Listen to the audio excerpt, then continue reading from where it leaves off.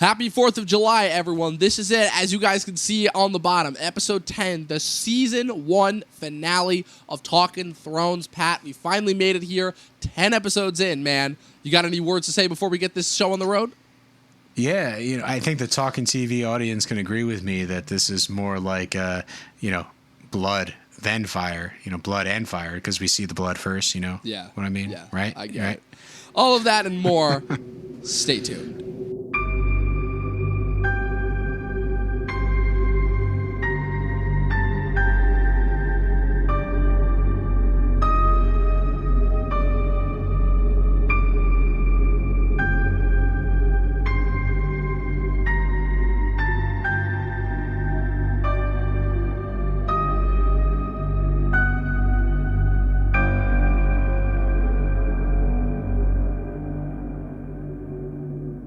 All right, people, so we're pre-recording this, obviously, for the 4th of July.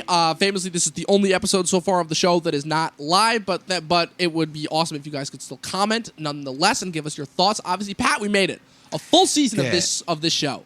If you're watching this, on the night of the 4th of July, that sword at the beginning of this episode with all the blood dripping off of it, that's my knife with all the, pork ribs and stuff that I'm barbecuing. Dude, it's ridiculous. Like King's Landing was getting ready to throw their own 4th of July. Like, the way that, they were celebrating Ned Stark's death, it was almost like that should have been declared a national holiday as far as that goes. Yeah, so, hey, thank you for tuning in and watching this pre-recorded episode.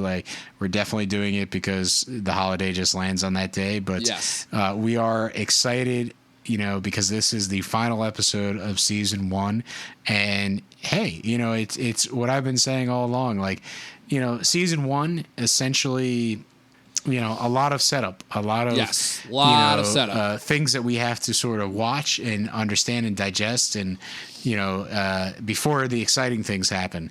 But what happens is right here in the season 9, or episode 9, episode 10 combo, you basically get the formula that's going to continue throughout the rest of the series, and that's big events happen in episode 9, and then basically episode 10 is a lot of setup for the next season, and give you a lot of time between the seasons to start thinking about and digesting and getting prepared for what's going to happen next. And I think this changes the flow between season 1 and season 2.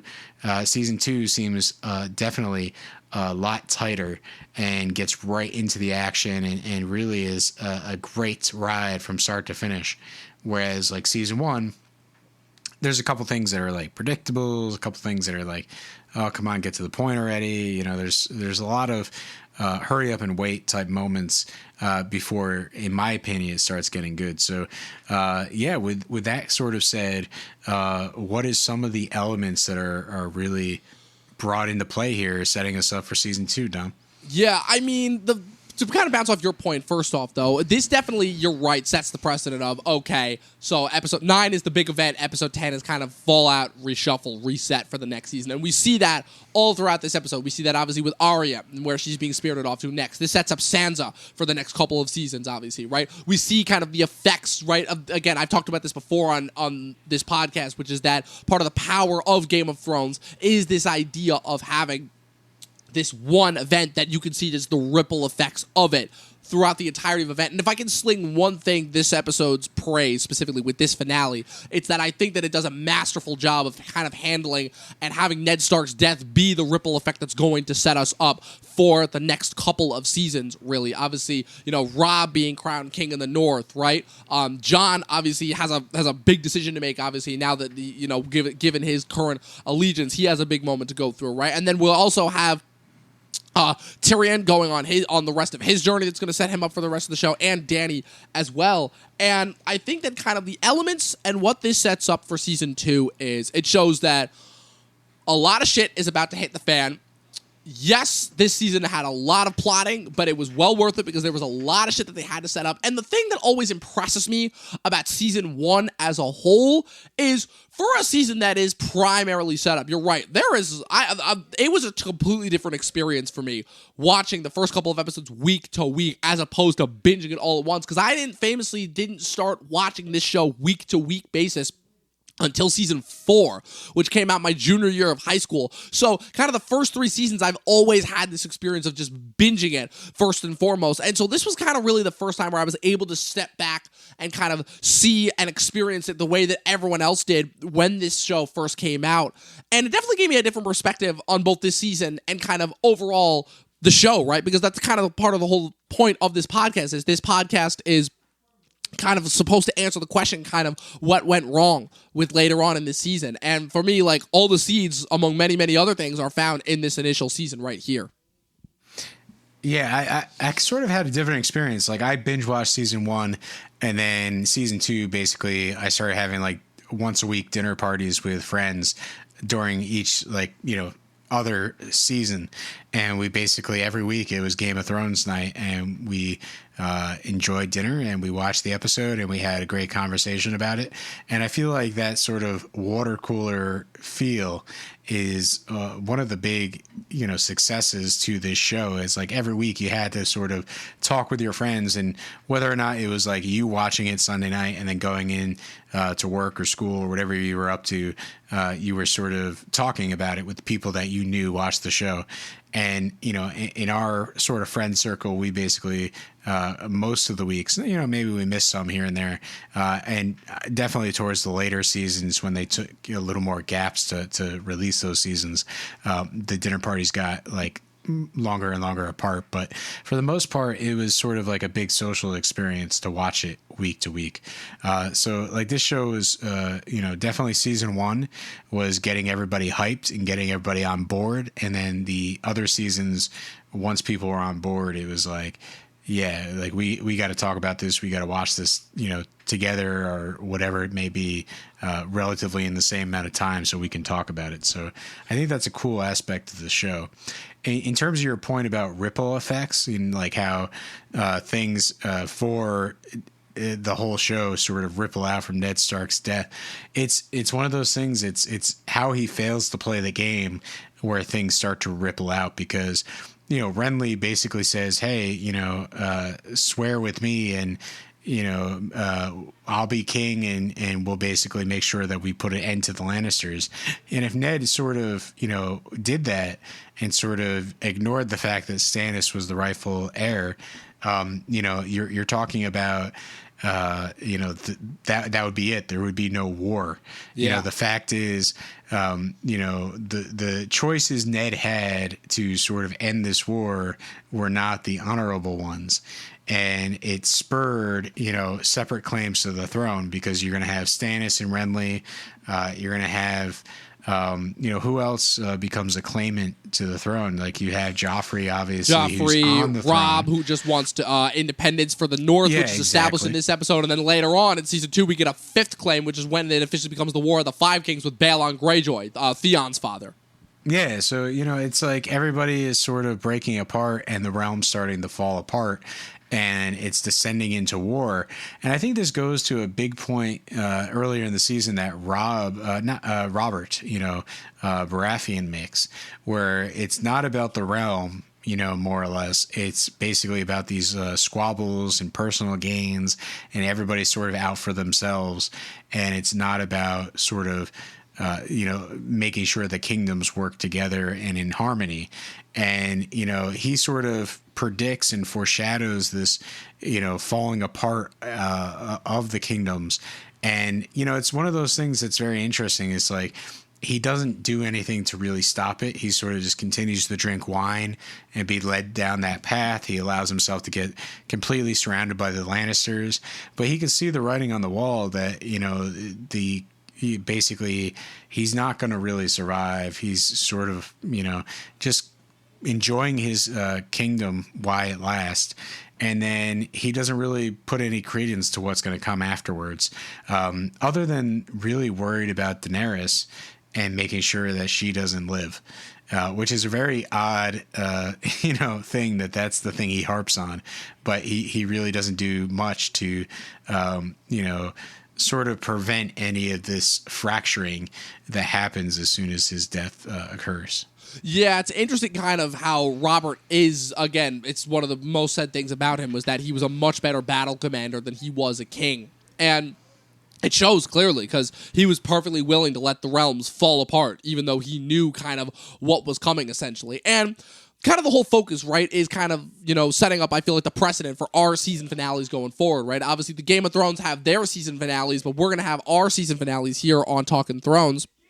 And so my whole thing is that I want to kind of break down kind of where each of the major characters, at least presented in this episode, kind of wrap up and where that sets them going forward for this next season. So, well, I'm going to just jump in there with my favorite one, and that's Joffrey, right? Because, doesn't he have a singer come into his court and like sing this terrible song, and then Joffrey basically sets off to mutilate him? Yeah, it's this very distasteful song kind of about King Robert's death. And just like how and it's just yet another example. This guy is being set up for failure. It's the poor singer from earlier on in the season when Kat was taking Tyrion to the Vale, basically just showing how it's like, oh yeah, Robert died and it's all a big joke. And it's just another example to show off Joffrey's cruelty. He beratedly shows off all of the heads of the deceased Stark men to Sansa, showing her the heads of her father and Septim Ordain. And exactly. This is really, it's bringing in like the sadistic element of Joffrey. Like, he's proud of these pikes and the heads on them, and he's threatening sort of this, low level magician or musician. Musician, yeah. I guess magic tricks would be pretty cool at this point. Yeah, it would be. For the most part, it's one of those things where, after riding the high of Ned Stark's death, Joffrey has this confidence that he can sort of be this sadistic king, and we're going to see that side of him grow, over the course of season 2. And I think these particular, scenes, one with the musician and the other with Sansa, and making sure that she basically is deflated and defeated, seeing sort of the triumph, his bloody triumph over her family, and basically saying that, hey, this is going to be what I do to your brother Robb. It's one of those things where we understand that Joffrey's not quite right in the head. Like, there's something sadistic about him, something where, like I said last week in episodes 9, when we were talking about it, Joffrey doesn't really know how to play the Game of Thrones. He's just sort of, drunk with the idea that he's king, and he wants to present himself as a strong king, and he thinks a strong king is basically a sadistic king.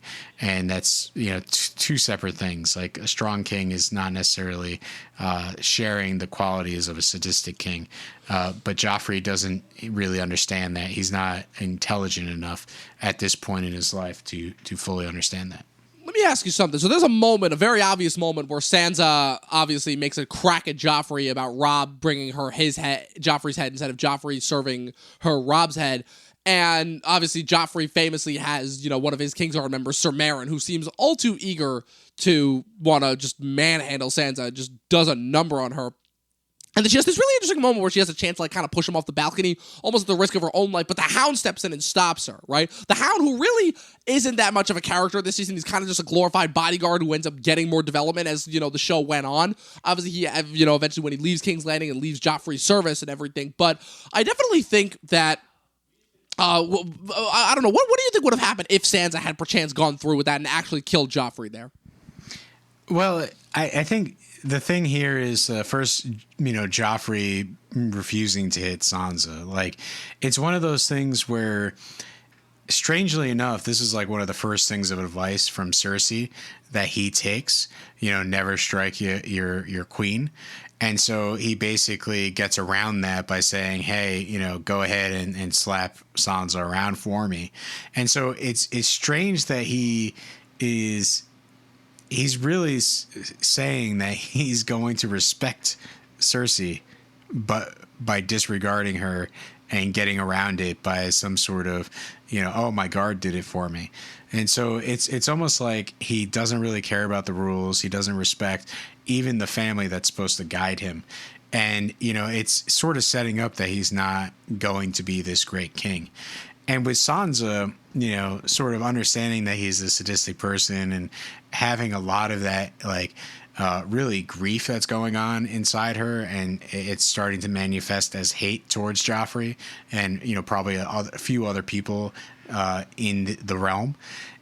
Like, if she goes ahead and pushes him off there, he probably would have died, Joffrey. But ultimately, I think what would have happened is Cersei would have basically punished her in terms of, either death, which I think would be too easy because, the whole idea that we need the Starks alive as bargaining chips.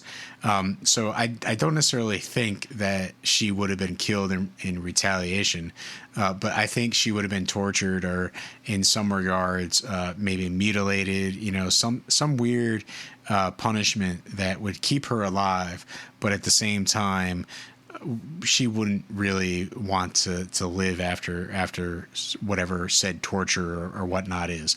So I think when the Hound steps in and kind of stops her and says, "You're going to regret that," or sort of hints towards that, I think he's really preventing her from, potential years, because we have no idea how long this war is going to be. It could be years of sort of imprisonment or torture or whatever is done to her, humiliation. That's some of the stuff that's like, those are going to be the worst years of your life if, you go through with this. And I think that's really what the Hound is doing, protecting her. And it's really setting up, like, where this goes in season 2, whose allies, or who does Sansa have as an ally in season 2? It's really nobody. But ultimately, she's going to have the Hound as a potential ally, not just like a bodyguard in Joffrey's court, but someone that she might actually have some conversations with and get some deep understanding about the situation that she's in. Absolutely. Let's talk about Arya for a second. So this episode, Arya only has 2 major sequences, right? It opens with her with Yoren spiriting her away from the capital, kind of, from the mainstay of Ned's carnage. And obviously, he keeps calling her boy over and over again, and then cuts her hair in a show of display that kind of shows, okay, yeah, he's bringing her back to Winterfell, but he knows that she's going to be wanted. So she kind of has to undergo this kind of this new look in order to kind of protect her identity. And this kind of sets up Arya for this kind of inevitable journey where, even though she definitely doesn't undergo, like, death the way that her father and her mother and her brother do, she kind of undergoes kind of like her own self-inflicted Stark torture where, Sansa is stuck in King's Landing having to, do Joffrey's every forced to endure Joffrey's bidding and torture. And she this sets Arya up for kind of this whole thing is where it seems like every single time Arya is this close to getting what it is that she wants, it gets snatched from her, right? End of season 2, she makes a terrible decision by not having a faceless man that she has pretty much in her service kill Tywin Lannister and effectively ending the war right there. And then she ends up in season 3 getting this close to being reunited with Robb, and then the Red Wedding happens. And then by the time we get to season 4, she's like, kind of, screw this, I'm going to like kind of do my own thing. And we kind of see where that leads her. But it's interesting, I think, Arya's struggle, because Arya was always a character that it definitely felt like long-term, we didn't exactly know how that was going to work out, right? Because the whole thing of where she ends, her arc ends in the books, right, is, I would say, right at like the cutoff point, like right in the first couple episodes of season 6 when she gets her eyesight back for the first time. That's kind of where Arya leaves, but we really have no indication of where that goes from here on out. So, like, what's kind of your take on that as far as where Arya's arc goes for the rest of the show? Well, the interesting thing, what we know right now in episode 10, of season 1 and getting set up for season 2 is that she's traumatized, but she doesn't have time to deal with that, right? It's basically pull you to the side, cut your hair. You're a boy now. You're part of the Night's Watch. Let's go. And essentially, later in the episode, we sort of understand who else is part of the Night's Watch, and it's Gendry, Robert Baratheon's bastard son that basically worked at the blacksmith's shop. So for the most part, we understand that the two of them are on the run. There's a couple other characters that are introduced in this sort of Night's Watch march back up to the wall. But for the most part, it's like Arya fleeing for her life, traumatized, not having time to process this, and, what's going to happen. And essentially, the fact that she's traveling with Gendry is going to be interesting. Like, do the two of do the two share, why they're on the run? Do they become allies? Do they sort of, keep it hidden from each other? It's sort of like this, what's going to happen when the two of them get put together and, they're put on this trip to get away from King's Landing. Yes. I think obviously the idea to pair Arya up with Gendry kind of always worked out in hindsight, right? The fact that they're both kind of outcasts, they're both kind of the black sheep, respectively, of their family, so it makes sense, obviously, that they would kind of have this connection, right? And obviously we see how that becomes, no pun intended, but bastardized in the later seasons with that whatever the fuck that sex scene was in episode 2, where it's basically just showing, hey, Arya's all grown up now. And it's like, oh, yeah, because we definitely needed to see that. But I definitely think that there's kind of some merit to that point of Arya is traumatized beyond belief, but she kind of doesn't have time to deal with it. And she's constantly shuffled. I think Arya, right, it's one of those things like the traumatized and not time to process, like, at some point she does process it and she realizes that she has had experiences well beyond her years. And so, I can understand your issue with the sort of, the weird probably, sex scene with her and Gendry. I would say most audience members would probably agree with you that it was kind of an unnecessary sex scene. It's just the way it was filmed. That's all it was. It's the way it was filmed, and it's kind of its inclusion there as far as that goes. But I think it's one of those things where, like, because of the trauma, because of what she's been forced to do, run away, flee for her life, not really deal with her father being murdered, in such a way, and being separated from her family, even like Yoren, what happens to him in season 2 and sort of them getting captured again. And right after, especially because Yoren's the one who gives her the idea for the list of names that she recites to herself of people that she's going to kill. As far as that goes, Yoren's the one who gives the idea to her. It's almost like she regains a father figure, and you can for a moment think like, she's going to go to the wall and become part of the Watch just to hide. Maybe they don't go to Winterfell because the heat's too hot. Like either she gets back home or like, her and Yoren have this sort of like spin-off where they're doing adventures beyond the wall. I don't know, whatever. But there's hope there that she finally has someone that understands the pain she's going through and can work through that. And that's what we have to look forward in season 2. And the other thing too is that it ages her when another traumatic thing happens and another thing happens, and it's one of those things where that particular scene makes sense that she's ready to explore more adult things at even a young age. So it's very interesting. Maybe, I agree with you. It might not have been handled 100%, but we're talking about, Jason Momoa and the witch and Daenerys not being handled properly. There's a couple things. We'll get to that in the focus character segment, but I wanted to real quick just touch on Robb and Cap, because even though Robb doesn't have that much screen time in this episode, it's it's a monumental sequence that happens, obviously, with him being crowned king in the north, obviously, and we know that the doom that this kind of sets him up on, right? I always wonder this, right? Which is the idea of, okay, so they know, obviously, that their only course of action in order to deal with the Lannisters is to team up with either Stannis or Renly, and their whole thing is they're debating whether to declare for which Baratheon brother as far as that goes, and then obviously Great John Umber comes up with the idea to crown Robb the king in the north, and even though we know how that ends for Robb, it kind of just sets up this kind of micro struggle that the Starks in and of themselves have going for them, where Sansa even brings this up in the finale, which is that they kind of like struggle to strive for this independence from the rest of the Seven Kingdoms, and it kind of makes sense logistically because the north is so massive. The north in and of itself is bigger than the other Seven Kingdoms, like, combined. So it makes sense for, like, the north to have this independence, right? And the whole thing is that, going all the way back to that first episode, right, with Torrhen Stark, the last king who knelt, obviously, to the Targaryens, Great John Umber brings that back, which is that it was the dragons who we knelt to, and now it's the dragons, and now the dragons are all gone. I'm wondering, is this, like, yet another like of the Starks' infinite blunders that happened throughout the season to declare themselves as independent rather than declare for one of the Baratheon brothers. Because even though they do this move, they still ultimately, Robb does send Catelyn south in order to try and negotiate with Renly and perchance with Stannis in order to try and engage some sort of alliance, and he sends Theon away to his father, and we obviously see how that turns out as far as that goes. But I don't know, like, do you think that that was the right decision, crowning themselves independent? You know, in my point of view, I think it is the right decision because, you know, for the most part, I never get the sense that the combined kingdoms is sustainable, right? You know, it's, you know, Robert says himself that there's always sort of this like struggle amongst them. And, you know, it just seems like everyone's going for petty wants and desires and whatnot.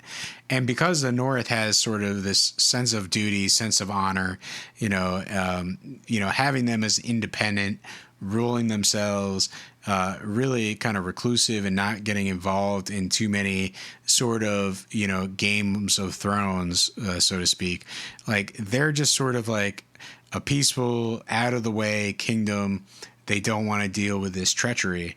And, you know, I think that's going to be separating themselves and being a separate kingdom. And, you know, really, they're sort of the ideal kingdom that the entire, you know, combined kingdoms could never be.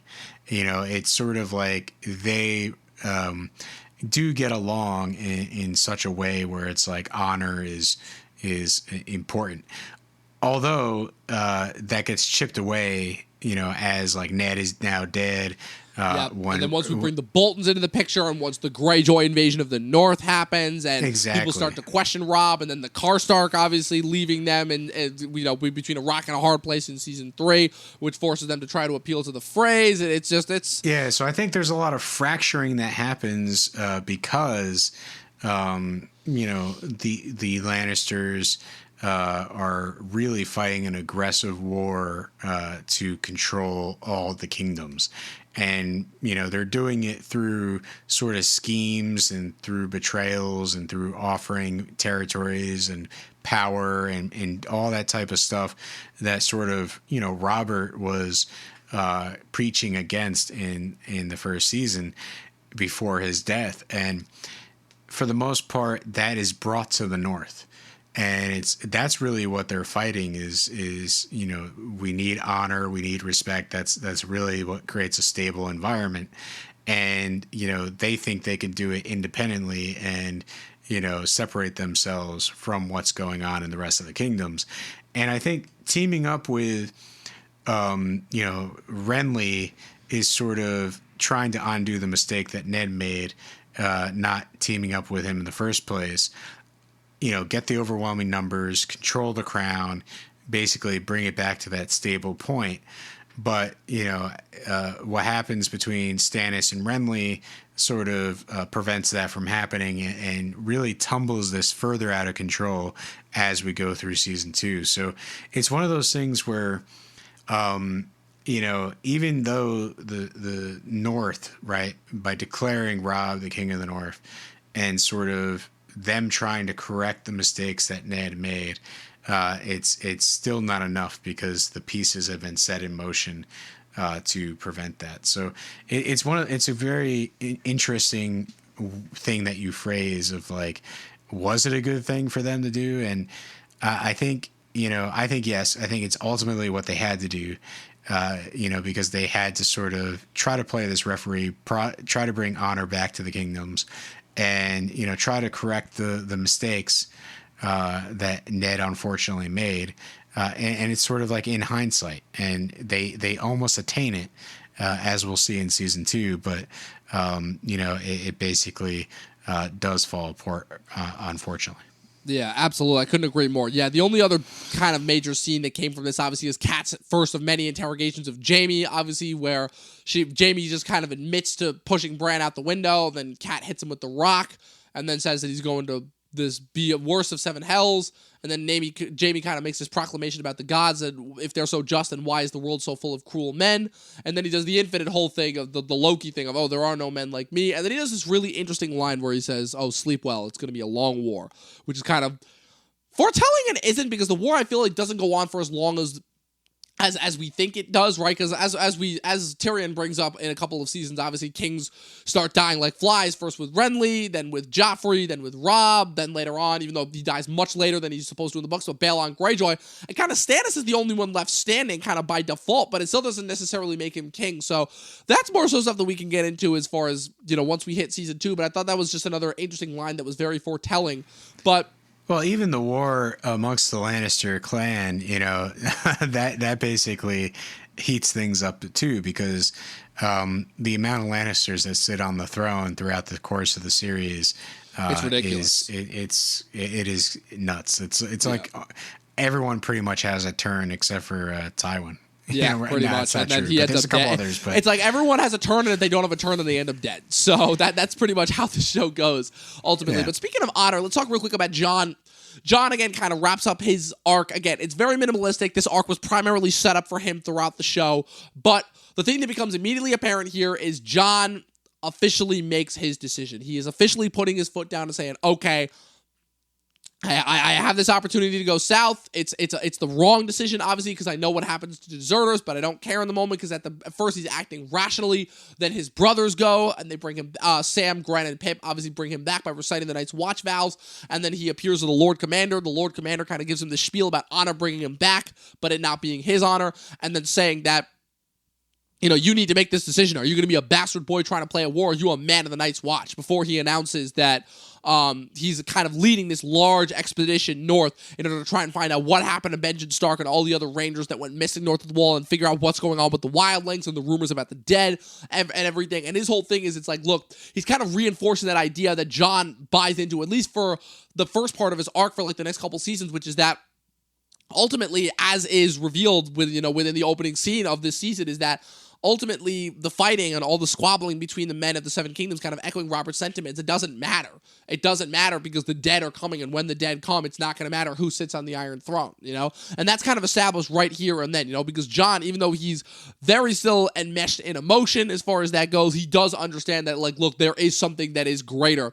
And even though the Night's Watch is kind of, you know, gone down in his eyes as far as what he thought it was versus what it actually is, he does understand that at the end of the day, they do have a greater role to play. And they do kind of serve, ultimately, this higher cause. So it kind of goes into that whole honor statement with Robb, right? Where the North is kind of trying to fight to preserve that honor that is so missing from the remaining Seven Kingdoms. But they're ultimately fighting, you know, not just for honor, but quite literally, they're fighting for life and death. And it's obviously something that becomes a major focus in the last couple of seasons. But I don't know, what do you think this like accurately reflects the kind of the pinnacle, the wrap up of Jon's arc, especially after that awesome moment in the last episode with Maester Aemon? Well, I think, you know, again, I said this, you know, for episode 9 when we were talking about it last week, and for the most part, it's Jon, you know, is still learning. He's still young. He's sort of still got that blood in his fire in his blood, so to speak, to bring up the name of the episode. Like, he's ready to rush, you know, off. You know, throw the vows away. Who cares about the oath? Let me go join this war. Let me go avenge Ned Stark's death. And it's one of those things where, you know, he's been taught about honor and what it means to uphold an oath, but he's never really had to do it. And so, you know, he's really ready to rush into something else and not really know what it really means to stick with something. And, you know, his friends, you know, that he is sort of bound to remind him. And, you know, Mormont reminds him. And it's one of those things where, you know, the Lord Commander Mormont, it becomes basically his father.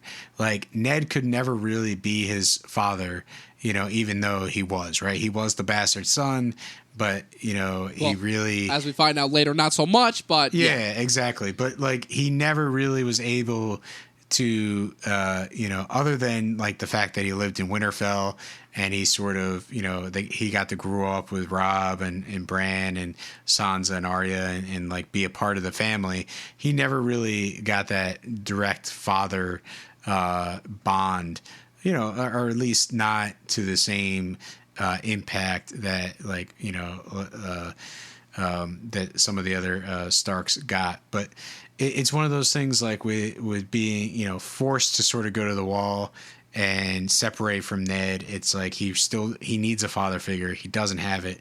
And the Lord Commander sort of becomes that and actually finishes the lesson that Ned set up about oath keeping and honor. And that's something that the Lord Commander is going to continue teaching Jon throughout the second season. And so I think it's one of those things where we're showing the parallel between Ned and the Lord Commander as honorable people that exist in this world. And, you know, it's now that Ned's gone, it's really like those lessons that Ned sort of taught him growing up. It's now time to act on those. And this is really the first test, right? You know, him leaving and being brought back by his friends. He's learning the bonds of friendship. And then, you know, Mormont tells him really what happened and sort of says it in such a way that he can digest it and fully understand what he has to do going forward. And I think this is when Jon really starts being a man and starts, you know, or at least he starts becoming a man of Winterfell and understanding that, you know, honor is all you have. And, you know, because he swore this oath, that's the only way that he can earn that honor, you know, throughout the kingdoms. I find it interesting because this sequence, along with one other sequence in this finale that I'm currently forgetting about, were actually not in the original book of Game of Thrones. They were actually from the chapters that were from the beginning of Book 2, A Clash of Kings, that they ended up adding to this season. I remember now, it was this scene and the scene where Arya meets Hot Pie and Gendry. Both of those two sequences were things that were originally from Book 2, A Clash of Kings, that were added on to the end of the season. And honestly, it works way better because you kind of get to see the wrap-up and the finality of both Arya and Jon's respective arcs and kind of where that's going to set them up on their journey going forward. And you're right, definitely. Like, Jon definitely finds a father figure in the Lord Commander that he never really had before. And it definitely, I feel like, kind of sets him up as far as, okay, so now that he has this new father figure, he wants to impress him.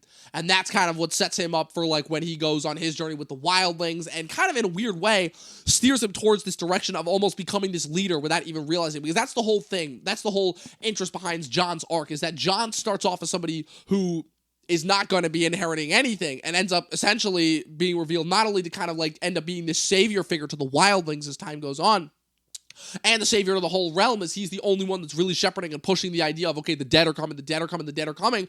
But he's also revealed to be the heir apparent when his Targaryen heritage is revealed, obviously, making him like a direct opposition to Daenerys, obviously. So I find it really interesting how all of those seeds, even though like they don't necessarily come up until later on, they can still be found here. As far as, again, he starts off this show lost, and even though he's a part of this great house, he feels very isolated, very alone, very confused. He kind of just wants to act out. I made a couple jokes earlier in the season about him kind of being this season being his emo phase, kind of, but he ultimately does. He forms some camaraderie. He finds his family that he really never had, and it ultimately teaches him not only with what being a man is, but like what being a part of something is. And I feel like that's ultimately what influences his decision the most, as far as deciding to, okay, I'm here, I'm with the Night's Watch, this is my purpose now, I have to leave all that stuff, like, you know, behind, and because this is our trek forward now, as far as that goes. So, yeah, and I think it's ironic also that he ends this season with committing to something, and then he ends the show with literally saying, fuck all, I'm just going to go and chill north of the wall with the wildlings. Yeah, but I think one of the things is that, you know, he starts at rock bottom. He doesn't know his place in the world, and that's eating at him. And even though, like, he is sort of in the Stark's home of Winterfell and he has privileges and whatnot, he's always the bastard, right? You know, he's always on the outside. And so, you know, he goes to the Night's Watch, he says the oath, like, you know, whether it's he's expected to do that or it's just a way of him finding himself, you know, he's sort of thrust into that experience, and, you know, he has to kind of grow and learn from it and really go from, you know, the bottom, like a nobody bastard, you know, who is basically a steward at the wall, and he has to become a leader. He has to, build his friendships, build his like sort of ability to lead and command, and really be able to, fulfill the honor that is required to fight back the White Walkers. And so, he's really starting from nothing and building himself up as a really strong character for the future.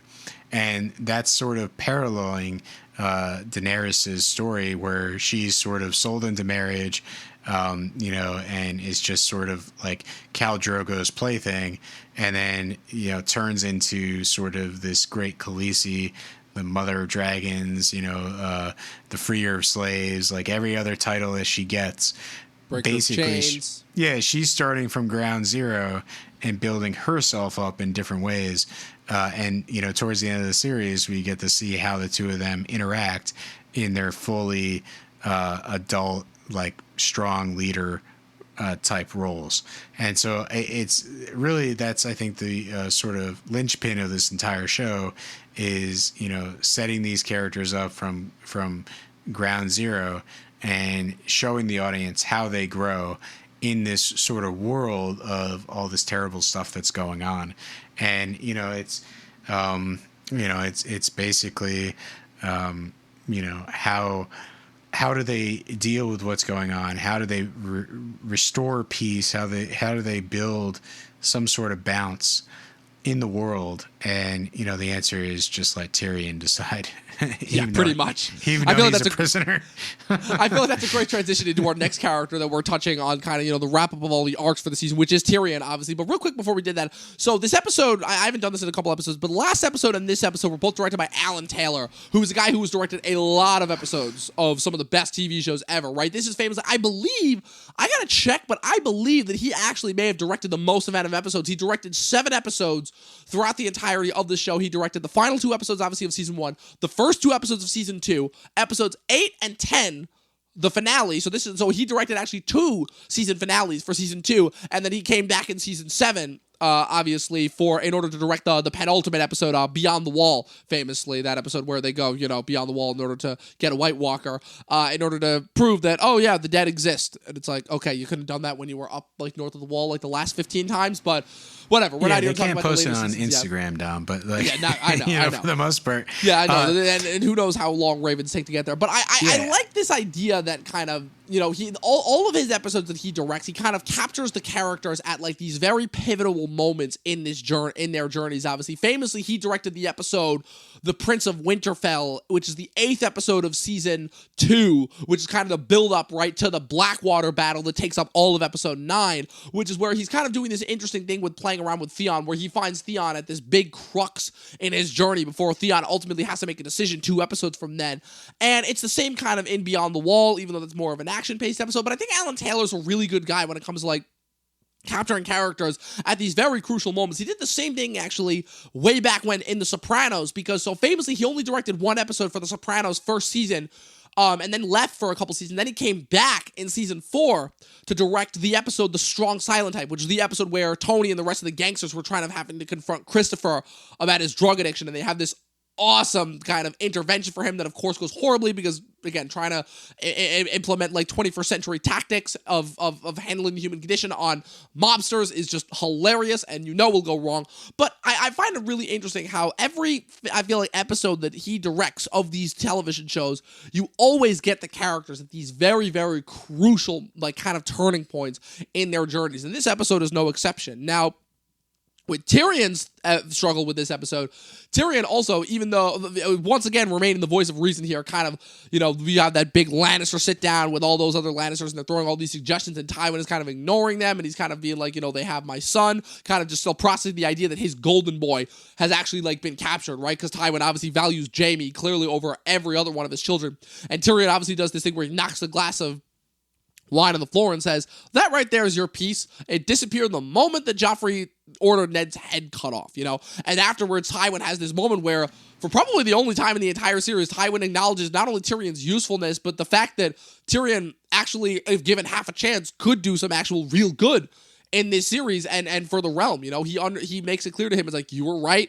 I was wrong, I should have kind of listened to you as far as that goes. Now, before we might have had a chance to, lessen and ease the tension, but now with Ned gone, things are continuing to spiral out of control, and I'm not going to be able to do what I can because I still have to fight this war out here in the Riverlands, so I need you to kind of take my place as far as, taking my place as the Hand of the King for the time being. And he essentially gifts Tyrion his position as Hand of the King to serve in his stead. Like he says, go to King's Landing, get Joffrey and Cersei under control, make sure that nothing else like this happens again. If you smell even a whiff of treachery. And the interesting thing about this is that not only is it an acknowledgement, obviously, of Tywin kind of acknowledging the son that for the longest time he's always kind of wished dead. He's made it very clear that he wants Tyrion dead multiple times throughout the series, but also it's kind of this meta acknowledgement of like, okay, now it's Tyrion's time to shine. Now he finally has this chance at real power that he kind of never would have had the opportunity to do so before. I always find it interesting how, right, we have the parallels between Jon and Daenerys, right, as time goes on, but then Tyrion is almost kind of serves as like this tertiary force between the two of them where he understands kind of both sides, but because he's several years older than them, he has kind of this wisdom and experience that none of the two of them really have because of the horrors and the experiences that he's had. But this is really still the first chance that he has to shine. So, besides it being just beyond satisfying, like, what do you think as far as, like, Tyrion finally, having a chance to do some real good and him essentially kind of being gifted as, like, the savior of the realm where he's now got to go and kind of fix, essentially, everything that his family has screwed up? Well, I think season 1 did a great job with Tyrion. It's one of those things where, like, he's book smart. He's, wants to visit a lot of places. He goes up to the wall to do this sort of touristy thing where he's going to piss off the other side of it. And it's one of those things where, he's meeting people. He's understanding who the Lord Commander is and the Man of the One Night's Watch. He understands Jon Snow. He's a very student of people and understanding their psychology. And, when he's even captured and he sort of, decides to do the trial by combat, he controls that situation and understands the people involved enough that he could actually sort of get his way out of that situation, which he pretty much should have died in. And so his, arc in season 1 is really showing that he's an intelligent, capable leader. And then when he kind of confronts his father and eventually gets named Hand of the King, it's like, hey, Tywin doesn't really, I guess, trust him that much, but it's like, you seem to understand this. You seem to have like your finger on it. So go ahead. Like you're going to go and you're going to be my Hand of the King. And I think this is sort of like a big test. It's like, are you a useful part of the family that we've never really, utilized before? And are you going to fail? And I think Tywin is doing this because he's sort of backed into that corner and has to do it.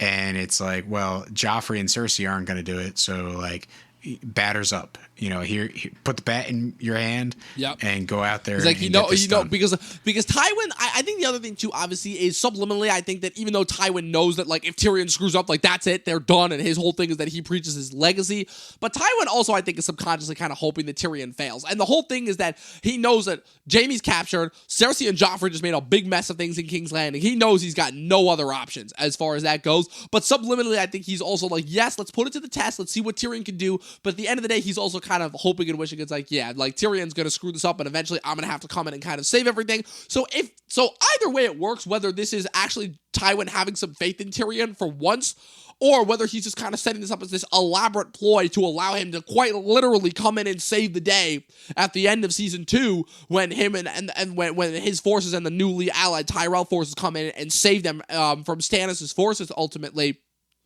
But either way, I think it's a matter of, definitely you're right, Tywin is backed into a wall, he has no other choice, and again, it kind of results in Tyrion, for me, again, being the best that he's ever been, and finally having this chance at power, and also having this chance at kind of, making a name for himself that he really never did before. And so if season 1 is kind of all about setting him up as this intelligent, competent figure, then season 2 is kind of seeing what happens when he's actually given a chance to utilize those gifts. And again, for the most part, he does it pretty damn well. Again, so Peter Dinklage famously won the Emmy for supporting actor for his performance as Tyrion for this first season, and then would go on to win for seasons 5 and then the last 2 seasons. But personally, also, I think they kind of like did a disservice to him when they also didn't have him win for season 2, because there are points of his performance in season 2 that I think surpass his performance in this season. But it's still a very, very well earned. I'm going to say like season 2 is the best at Tyrion, because for the most part, you know, you have Jon Arryn who is the Hand of the King, and he dies, you know, really before we understand what the role of the Hand of the King is. So we can't really judge, you know, his leadership or, you know, his position and how he handled it, other than the fact that he died. So I guess he didn't really handle it that well. And then you have Ned Stark, who went through this whole entire arc of not being able to handle it, not being able to understand who his real allies and who real foes were, and he fails miserably. And, you know, season 1's all about setting Tyrion up as someone that can really, you know, own a room and control people and lead people. And now he's Hand of the King. And it's like, is he going to suffer the same fate as Ned Stark?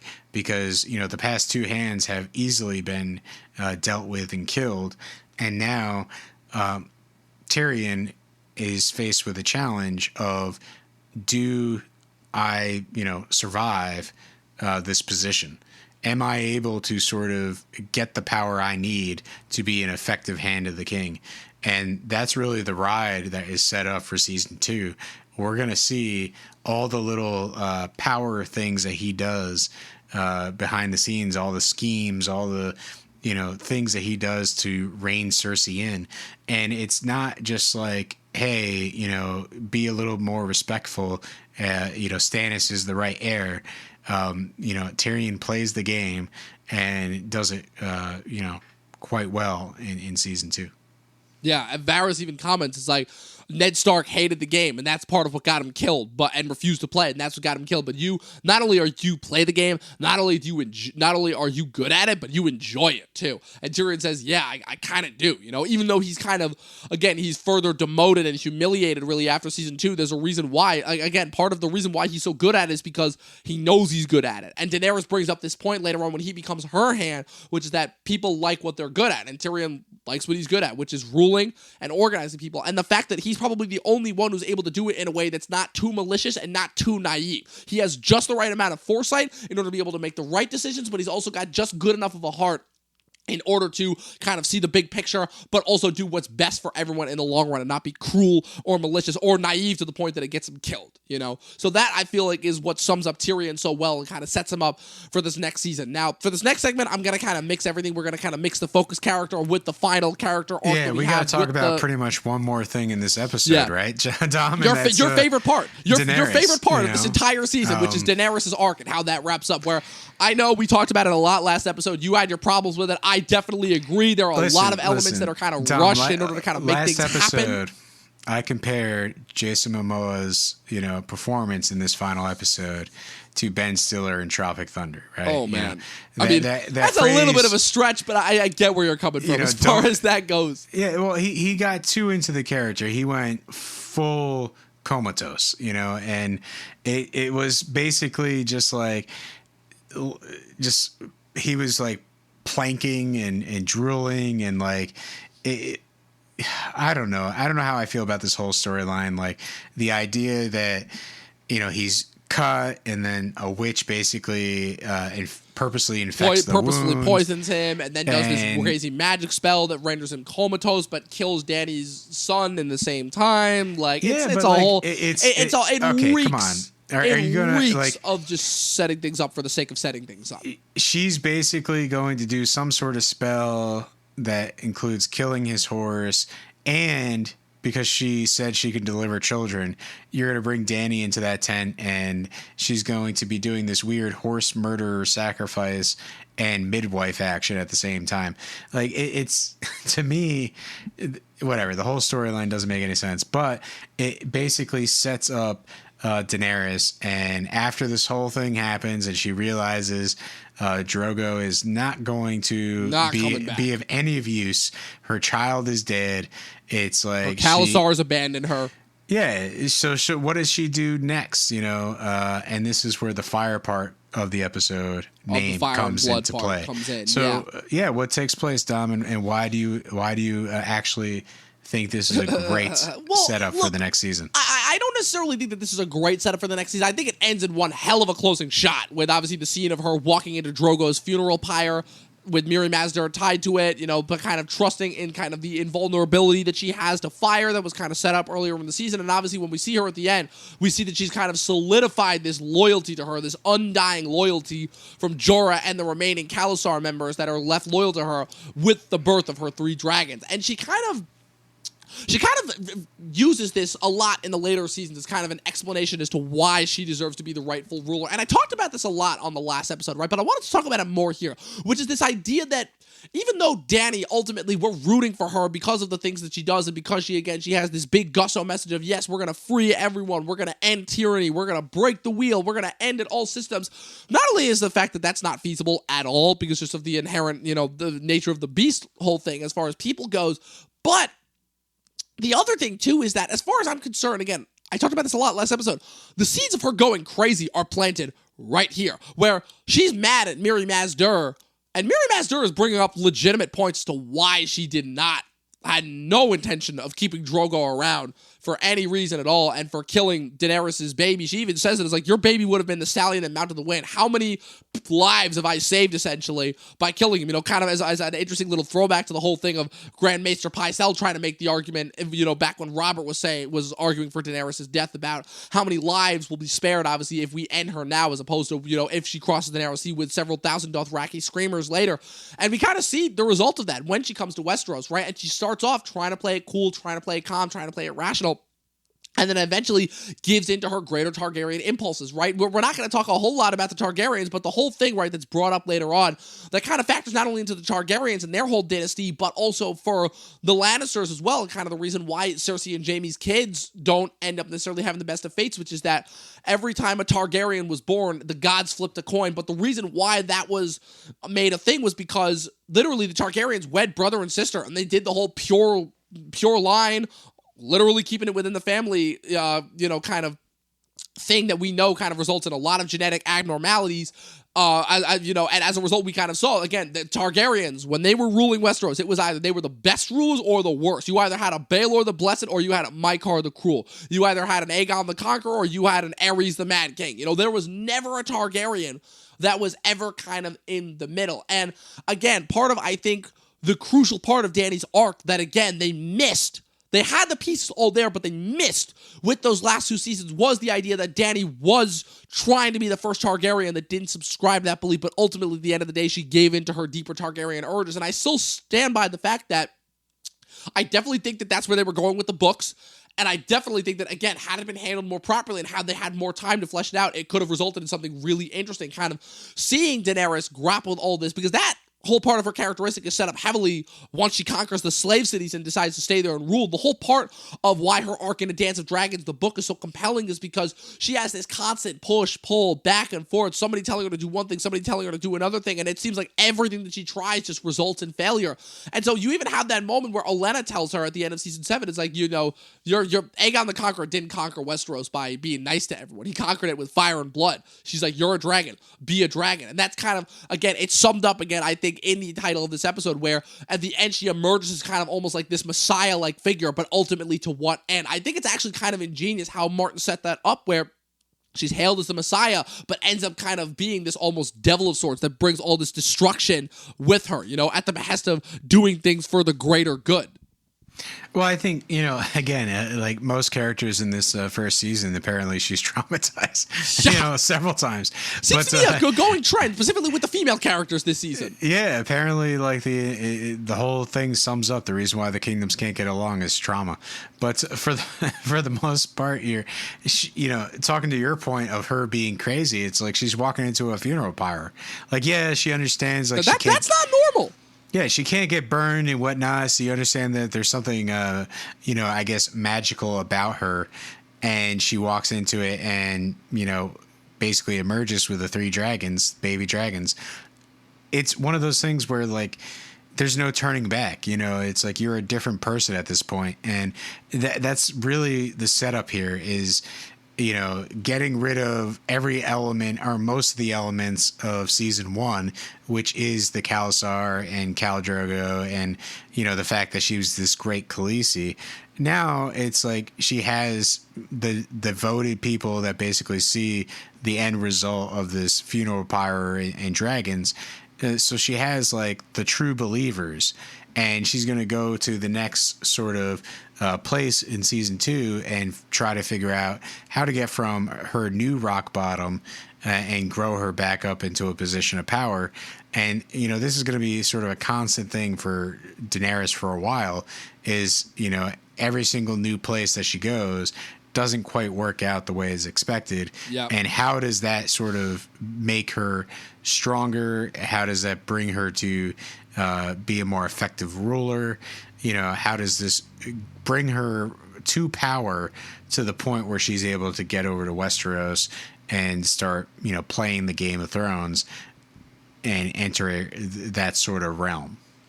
Yeah, definitely. It's definitely a thing that will be, I think, of very big interest to us as we continue to cover her arc throughout the next couple seasons, and kind of, where the things start to go wrong. Because I think a lot of the things that happened that kind of caused her arc to go wrong, I think started early on in the show. Because obviously the whole thing is she had, after, right, obviously this initial tragedy, right, with losing kind of all of Drogo's forces, right, she kind of spends a season wavering around in Karth, where even though that seems like a kind of a non-consequential storyline for her, I know a lot of people complain about the Karth storyline for her in season 2. She does ultimately learn a lot kind of about the people who she thinks are loyal to her versus the people who are just kind of playing her, and she kind of learns those necessary lessons early on, which leads her to obviously kind of have this awesome upward trajectory of conquering the slave cities. And then she learns, okay, now I actually have to learn how to rule, and she discovers that it's not as easy as it looks. So yeah, I would say, Dom, like having a season 2 spoiler if you haven't seen it, but too bad. This is a show where we talk about the whole series. Yep. Season 2, the dragons get ripped away from her. Yeah. So it's like a mother having her children taken, and it's one of those things where it's more trauma added to the pile. So it's like ultimately. I remember correctly that, because obviously she has the dragons towards the end of the series, but she gets her dragons back, but the damage is sort of also added to the psyche. It's like at any moment someone could take these dragons away from me. Yep. And, it's that's something that remains as one of the lessons that remains in the back of her mind all the way to the end of the series. Yeah, definitely. And I think there are like a lot of other ancillary characters that come in the books that kind of serve to reinforce that. Like, it's interesting, obviously, how they utilize the dragons going forward, obviously, with the show. Obviously, because, they're limited budget and they can only do certain things. And it's still amazing to me, kind of the growth, obviously, not just of the characters, but of the CG. And the CG starts off and they think those things look like little runty CG creatures that you've seen in a million things before. And as they grow more and more and more and more until they're like these full-fledged, gigantic beasts of destruction, it amazes me kind of the visual effects. Like, say what you will about those last 2 seasons, but the visual effects were definitely on point as far as that goes. But with that being said, man, that's pretty much it for season 1. The only thing that I wanted to kind of rattle off is I wanted to do a final rest in peace for all the characters that we lost this season, all of the major and the minor ones that we lost. Obviously, again, major main character deaths, like main cast member lists that we saw die. Like the stable boy? Yes. That was killed by Needle.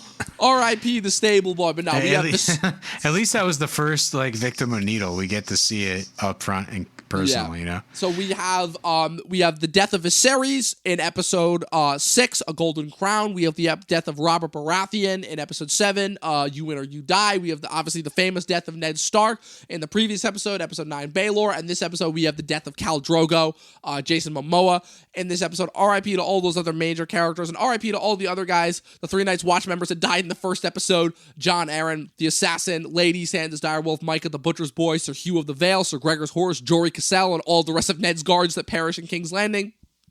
The 3 wildlings who attempt to abduct Bran, Sir Vardis Egan, Daenerys' attempted assassin in episode 7, Septim Ordain, Syrio Forel, the stable boy, the 2 white corpses that Jon kills, Mago, who's the Dothraki that Drogo kills in that one-on-one fight where he gets the wound in episode 8, Kotho, and Miri Mazdur. R.I.P. to all of those characters. I wish I could say we missed you, but honestly, it's just impressive that I was able to keep track of all of those deaths. Let's be completely honest here. Yeah, hey, listen, that's a lot of folks. That's it is a lot of folks. Just got a shout out for their role in the first season of Game of Thrones. Of course, and the death count is only going to keep going up as we continue to break down this show as it keeps going on, people. So once again, we pre-recorded this episode. Next week we will be taking a break, obviously, for certain things that are going on. A certain thing that we're recording that's going to come later on for the channel that I think you guys are really going to enjoy. It's something completely different that we've never done before on the channel.